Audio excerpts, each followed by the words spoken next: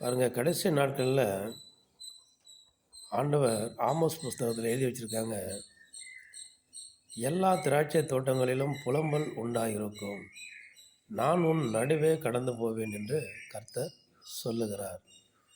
திராட்சை தோட்டம் என்பது நம்ம ஆண்டவராகிய இயேசு கிறிஸ்து வாசம் பண்ணுகிற, அவர் எழுந்தருளி இருக்கிற, அவர் அசைவாடுகிற பரிசுத்த சன்னிதானம், தேவ சபை, அதாவது சர்ச்சு, தேவாலயம்.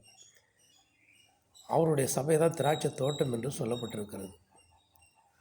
அந்த நாட்களில் திராட்சை தோட்டம் என்கிற சபையில், கர்த்தருடைய ஆலயத்தில் புலம்பல் உண்டாயிருக்கும் என்று எழுதப்பட்டிருக்கிறது. ஏன்னா அப்போ உபத்திரவங்கள், பிரச்சனைகள், பாடுகள், சங்கடங்கள் இதெல்லாம் வரும் அப்படின்னு சொல்லி ஆண்டவர் சொல்லுகிறார். ஆனாலும் வந்தாலும் கர்த்தர் நம் முன்னே என்ன பண்ணுவார்? கடந்து போவார். கர்த்தர் நம்ம பக்கத்தில் இருக்கும்போது நமக்கு அச்சமயம் தேவையில்லை.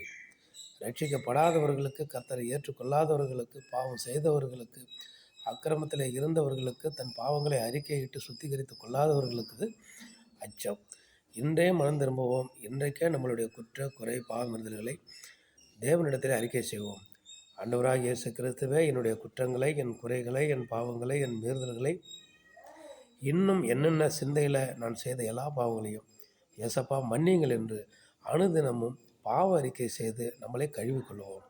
ஏன்னா வசனம் அப்படி தான் சொல்லுது, தன் பாவங்களை மறைக்கிறவன் வாழ்வடைய மாட்டான், அவைகளை அறிக்கை செய்து விட்டுவிட்டால் இரக்கம் பெறுவான் என்று ஆண்டவர் சொல்லியிருக்காங்க. அதனால் நம்மள்கிட்ட பாவம் இல்லைன்னு நம்ம சொல்ல முடியாது. அதனால் நம்ம அறிக்கை செய்து விட்டு விடுவோம். ஆமென்.